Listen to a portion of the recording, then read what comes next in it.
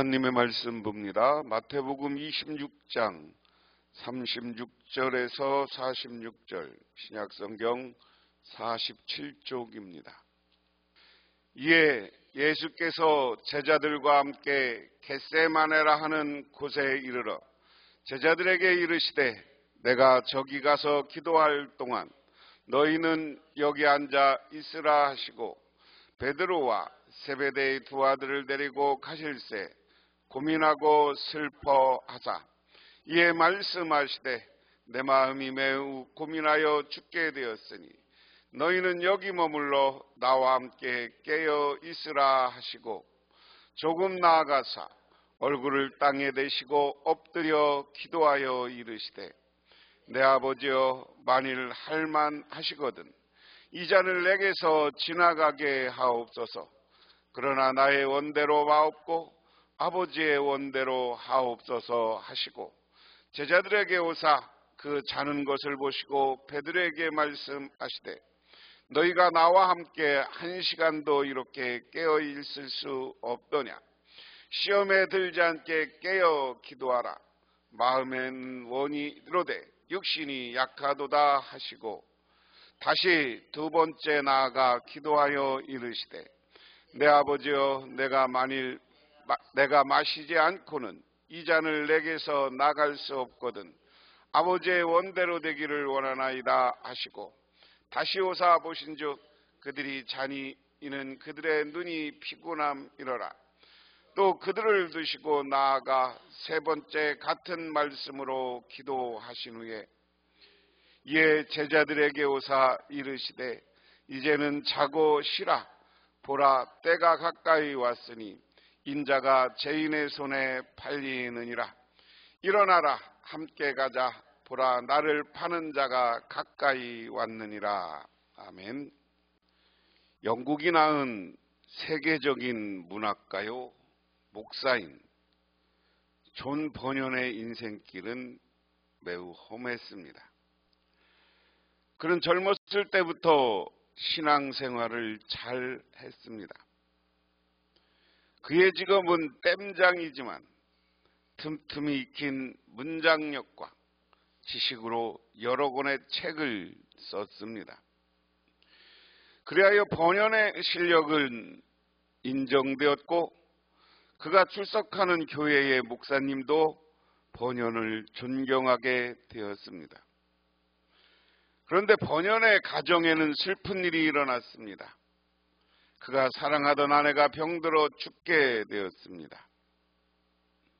그의 아내를 위하여 최선을 다했으나 아내는 세상을 떠났습니다. 그의 큰딸을 해리는 장님이었고 두 아들은 어렸습니다. 그 무렵 교회 목사님도 세상을 떠나게 되었습니다. 목사님의 후임으로 버튼이라는 분이 오셨으나 그분은 몸이 약했습니다. 버튼 목사님이 자신의 설교자로 적합하지 않다는 것을 알고 번연을 후임 설교자로 세우도록 교회 회의에 내어 놓았습니다. 교회 회의에서 번연은 설교자로 세우도록 결정되었고 얼마 후 버튼 목사님도 세상을 떠나고 번연은 목사로 추천되어 교회 일을 맡았습니다. 그러나 열산된 큰딸은 장님이었고 두 아들은 어려서 가정 문제가 큰 일이었습니다. 그는 가정의 어려운 문제를 놓고 기도하였습니다. 내가 어떻게 해야 교회를 잘 섬기고 가정을 잘 꾸릴 수 있을까? 하나님께서는 응답하셔서 자녀를 위해 재혼할 수 있도록 하게 하셨습니다. 존 버녀는 고난 중에서도 말씀에 근거하여 열심히 주님을 섬겼고 주님의 뜻을 따랐다. 그래서 존 버녀의 이야기는 고난을 극복한 사람이다 하는 겁니다. 오늘 말씀 36절에서 38절은 고난 앞에서 기도하시는 예수님의 모습입니다. 그때 예수께서 제자들과 함께 겟세마네라고 하는 곳으로 가서 그들에게 말씀하셨다. 내가 저기 가서 기도하는 동안 너희는 여기에 앉아 있어라. 그리고 베드로와 세베대의 두 아들을 데리고 가서 근심하며 괴로워하기 시작하였다.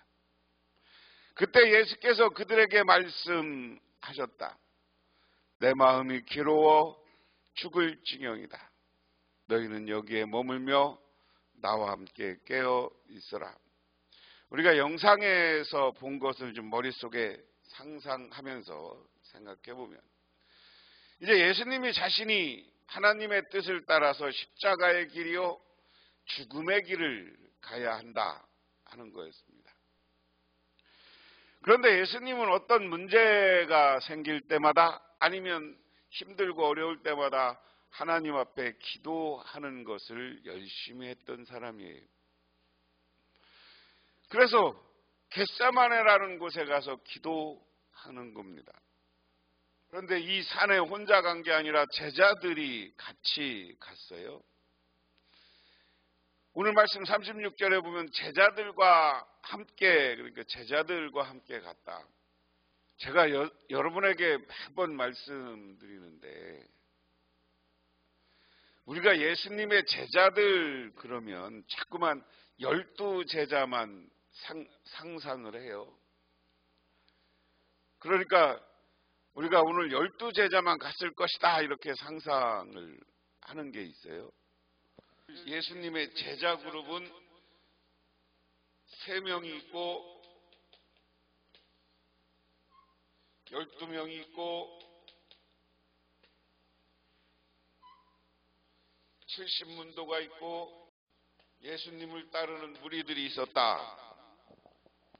저 얘기를 제가 여러 번 했어요. 근데 우리는 이제 자꾸만 보수적으로 성경할 때 예수님의 제자 그러면 12명이야. 근데 우리가 12명이 넘는다는 건 어떻게 하느냐? 예수님이 제자들을 전도하러 보낼 때 70명이었고요. 그리고 가룟 유다가 죽은 다음에 예수님의 제자들이 모여서 마띠아를 제자로 뽑아요. 제비 뽑기를 해서 그것도 뽑았다 그랬어요.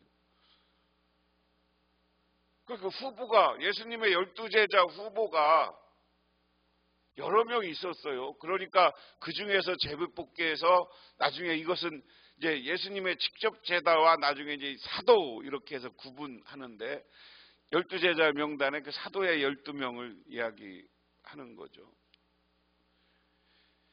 그래서 그런 것을 볼 때 예수님은 저렇게 다녔고요. 성경을 보면 늘 이 구도로 다녔어요. 그런데 무리가 한 500명 다 다닌 건 아닐 것 같고요. 한 10명에서 20, 30명이 오늘 예수님이 제자 기도하러 겟세마네 가는데 따라갔다. 왜 이야기를 하느냐면 12제자만이니까 이해가 안 가는 거예요. 그런데 왜 그러냐면 예수님을 나중에 잡으러 온 사람들이 군대다. 근데 그 군대의 그 단어의 기준이 600명이라는 거야. 그러니까 예수님을 잡으러 올 때 몇 명만 온 게 아니라 600명의 로마 군대가 같이 왔다. 그럼 왜 로마 군대가 같이 왔겠냐? 자꾸만 12명만 기준으로 하니까 12명 중에 예수님 잡으러 그렇게 많이 왔냐? 그렇게 자꾸만 상상을 하더라고요. 근데 예수님을 따르는 무리가 많아서 이 무리를 제압하려고 많은 군대가 예수님을 잡으러 오는 거죠. 그건 우리가 이제 기준으로 해서 예수님의 제자들과 함께 겟세마네를 하는 곳에 갔다. 그리고 그 중에서 베드로와 세베대의 두 아들, 베드로와 세베대의 두 아들은 예수님은 중요한 일이 있을 때마다 이 세 명을 데리고 가요. 오늘도 세 명을 특별히 데리고 가는 겁니다. 베드로와 요한과 야고보입니다. 세베대의 두 아들은 요한과 야고보예요. 이 사람들이 어디냐? 마태복음 17장에 번화산상에 기도하러 데리고 갔어요. 그래서 예수님은 중요한 일이 있을 때 세 명을 데리고 다녔어요. 그때 예수께서 말씀하셨다. 내 마음이 괴로워 죽을 지경이다. 너희는 여기 머물며 나와 함께 깨어있으라. 그래서 제자들에게 기도하러 가서 너희들 내가 지금 마음이 너무 괴로워. 왜 괴롭겠어요? 예수님은 곧 죽으러 가는 길, 십자가의 길을 갈아야 돼요. 이 일이 너무 근심거리고 이것을 내가 감당할 수 있을까? 이 모습 속에서는 예수님의 한 가지 측면을 더 얘기합니다. 우리가 예수님을 이야기할 때 예수님은 그리스도로서 신의 모습이 있고 사람의 모습, 인성이 있다. 그래서 이것은 철저히 예수님의 사람의 모습, 이 땅에 오신 예수님의 사람의 모습을 이야기한다. 왜? 죽음의 길, 고통스럽고 두렵고 힘든 것이 사람의 일이기 때문에 그렇다. 그 다음에 예수께서는 조금 더 나가서 얼굴을 땅에 대고 엎드려 기도하셨다. 나의 아버지 하실 수만 있으면 이 잔을 내게서 지나가게 해주십시오. 그러나 내 뜻대로 마시고 아버지의 뜻대로 해주십시오. 그러면서 땅에 대고 간절히 하나님 앞에 기도하는 거예요. 하나님, 내가 정말 이 십자가의 길을 걸어가야 됩니까? 정말 내가 이것을 말고 다른 방법으로 인류를 구원할 수 있으면 그냥 지나가고 다른 방법을 가르쳐 주십시오. 그러나 내 뜻이 아니라 하나님의 뜻대로 하십시오. 오늘 이게 우리가 예수님이 기도하는 모습이지만 우리가 배워야 될 것이다. 뭐냐? 우리는 모든 일을 위해서 기도하고 결정할 때 내 뜻, 내 생각 이것으로 하려고 하지 말아야 된다. 정말 우리가 기도는 하나님의 뜻이 어디 있느냐를 묻고 하나님의 뜻이면 우리가 순종할 줄 알아야 된다. 그런데 오늘날 많은 교회가 분란이 일어나고 많은 사람들이 신앙 안에 실망하는 게 자꾸만 기도를 내 고집대로 하려고 그래요. 내가 뭐 하려고 그러고 뭐 하려고 그러고 뭐 하려고 그러고 그러다 보면 실패하는 거예요. 하지만 내가 고난이고 내가 어려울 대로 하나님의 뜻대로 나는 그 길, 내 인생길을 걸어가겠습니다 하는 것을 우리는 결단할 때 우리가 승리의 신앙인이 되는 줄 믿으시기 바랍니다. 그리고 제자들이 와서 보시고 그들은 자고 있었다. 그래서 베드로에게 말씀하셨다. 이렇게 너희는 1시간도 나와 함께 깨어 있을 수 없느냐? 시험에 빠지지 않도록 깨어서 기도하라. 마음은 원하지만 육신이 약하구나. 그리고 예수님이 멀리 가서 저쪽에 가서 기도하시다가 제자들도 나를 위해서 기도해달라고 부탁하고 가는데 제자들은 자고 있어. 이 모습을 보고 예수님이 다시 한번 이야기하는 겁니다. 깨어 있을 수 없느냐? 나를 위해서 기도하고 너희를 위해서 시험에 빠지지 않도록 기도하라. 오늘 이 시대 우리들에게도 이 말씀을 적용하면 우리는 늘 신앙적으로 깨어서 하나님에게 저 영원한 하나님 나라 천국 백성이 되려면 늘 깨어 기도하는 사람이 되어야 된다. 제가 여러분에게 여러 번 말씀드렸지만 우리나라 교회의 어려움은 어디서부터 오느냐? 깨어 기도하는 무리가 줄었다는 거예요. 우리나라 교회가 7, 80년대 한참 기도할 때 어떻게 했습니까? 기도원마다 사람이 꽉꽉 찼고요. 새벽 기도, 철야 기도 엄청났어요. 근데 요새 우리나라 큰 교회들도 철야를 없애고 하는 교회들이 많아요. 저와 여러분들도 늘 우리 교회를 위해서, 여러분의 개인을 위해서, 이 나라와 민족을 위해서 깨어 기도하시는 저와 여러분이 되시기를 바랍니다. 그런데 기도하고 싶은데 내 육신이 따라주지 않아. 그래서 기도를 잃어버리는 경우가 많다. 예수께서 다시 두 번째로 가서 기도하셨다. 나의 아버지여, 내가 마시지 않고서는 이 잔을 내게 지나갈 수 없다면 아버지 뜻대로 해주십시오.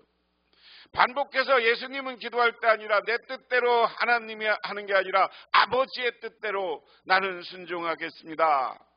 예수께서 다시 와서 보시니 그들은 자고 있었다. 그들은 너무 졸려서 눈을 뜰 수 없었던 것이다. 오늘 우리도 정말 기도해야 되는데 내가 세상 일에 바빠, 놀러가는 일에 바쁘고 세상 직업적인 일에 바쁘고 그래서 늘 졸리고 피곤해. 그래서 기도하는 것을 잃어버려. 이것이 오늘 제자들의 모습이 우리의 모습이다. 예수께서는 그들을 그대로 두시고 다시 가서 또다시 말씀으로 세 번째 기도하셨다. 이게 오늘 내가 제목을 39절에서 44절은 깨어 있어 기도하라 라고 한 이유는 예수님은 깨어서 자기의 문제를 놓고 간절히 기도하고 있습니다. 우리도 주님처럼 깨어서 기도하는 저와 여러분이 되시기를 주님의 이름으로 축원합니다. 설교의 왕자 스펄전이라는 분은 예배인원이 우리 기독교 역사상 최초의 예배인원이 10,000명이 넘는 교회를 목회했던 분이에요. 그분에게 이렇게 많은 교인이 모고 정말 유명한 설교자로 설 수 있는 게 어디 있느냐라고 물으니까 나를 위해서 기도하는 사람이 있다. 이 스펄전 목사님은 맨날 그분이 설교할 때면 교인들이 목사님 방에 가서 목사님 설교를 위해서 기도하는 사람이 있었다는 거예요. 세 번째로 이제 일어나 함께 가자. 그리고 제자들에게 와서 그들에게 말씀하셨다. 이제 남은 시간은 자고 쉬어라.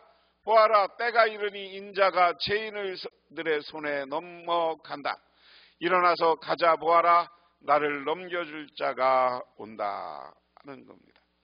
오늘 말씀은 이제 제자들하고 나는 내 길 가겠다. 너희들도 이제 쉬고 평안할 때가 올 것이다. 그리고 너희들이 할 일이 올 때다 올 것이다 라는 겁니다. 일어나 함께 가자. 오늘 이야기는 우리가 세상을 향해서 돌아가는데 기도하고 돌아가는데 어디로 가냐? 우리가 때로는 고난의 길이에요. 예수님은 죽음의 길을 가는 겁니다. 제자들도 사실은 이 이후에 어떤 길을 갑니까? 실망해서 도망치기도 하고 배신하기도 하지만 나중에 이 제자들이 모여서 어떻게 해요? 그들이 성령 받으니까 교회를 세우고 자기들도 순교의 길을 걸어가게 된다. 그래서 우리도 함께 이제 우리가 갈 길은 제자들은 예수님의 뜻을 따라 그 길을 갔고 예수님은 십자가의 길을 갔지만 이것은 우리를 구원하는 길입니다. 그러므로 우리도 하나님이 주시는 구원의 길을 걸어가시기를 주님의 이름으로 축원합니다. 그래서 우리가 새롭게 갈 길은 축복의 길이에요. 한 시골 청년이 캔자스 시내에 들어왔습니다. 출판사와 신문사를 찾아다니며 자기가 그린 만화를 실어달라고 부탁하였으나 한 군데도 상대해주지 않았습니다. 마침 주일이 되어 아무 교회나 길거리 보이는 교회로 들어갔지만 예배 내용이 머릿속에 들어오지도 않고 눈물만 흐르는 것이었습니다. 목사님이 청년을 보고 사정을 들은 후 교회 창고에 서다라고 자면서 이를 구할 때까지 묵으라고 하였습니다. 그리고 용기를 잃지 말게, 하나님이 자네를 사랑하고 계시다는 것을 잊지 말게라고 격려합니다. 교회 창고에서 낮밤을 가리지 않고 쥐가 많이 다녔습니다. 먹을 것을 조금 주자 쥐들이 도망가지 않게 되었고 쥐를 관찰하는 중 3개를 사로잡은 미키마우스라는 아이디어를 탄생합니다. 이 먹을 것도 잘 곳도 없는 청년이 월터 디즈니였습니다. 고난 중에서도 교회에 들어왔고 기도하며 또한 자기 능구에서 새로운 것을 쥐를 바라보면서 하나님이 아이디어를 주니까 월트 디즈니가 오늘날 세계적인 기업이 되는 거예요. 여러분, 우리 지금 세계에서 만드는 할리우드의 영화를 대부분 월트 디즈니가 투자하는 게 많습니다. 1년, 2년 되면 이 월트 디즈니사에서 나오는 만화 영화들이 아이들을 매료시켜요. 이것처럼 우리가 하나님 앞에서 기도할 때, 그리고 기도하다가 세상을 향해서 나갈 때 하나님은 우리를 축복해 주시고 은혜 내려 주시는 줄 믿으시기 바랍니다. 고난을 지내고 여러분들이 각자 삶의 현장에 가서 승리하는 여러분, 축복받는 여러분이 되시기를 주님의 이름으로 축원합니다. 기도하겠습니다. 하나님 아버지 고맙습니다. 오늘 이렇게 저희들 주님의 제단에 나와 기도하며 예수님이 겟세마네 산에서 기도하는 모습을 기억합니다. 우리도 깨어 기도할 수 있도록 도와주시고, 깨어 기도할 때마다 내 뜻이 아니라 하나님의 뜻대로 사는 인생을 살게 하시고, 그리고 인해서 우리가 영원한 하나님 나라의 주인공들이 되게 하옵소서. 그리고 이 땅에서도 복된 인생을 살게 하옵소서. 예수님 이름 받들어 기도드리옵나이다. 아멘.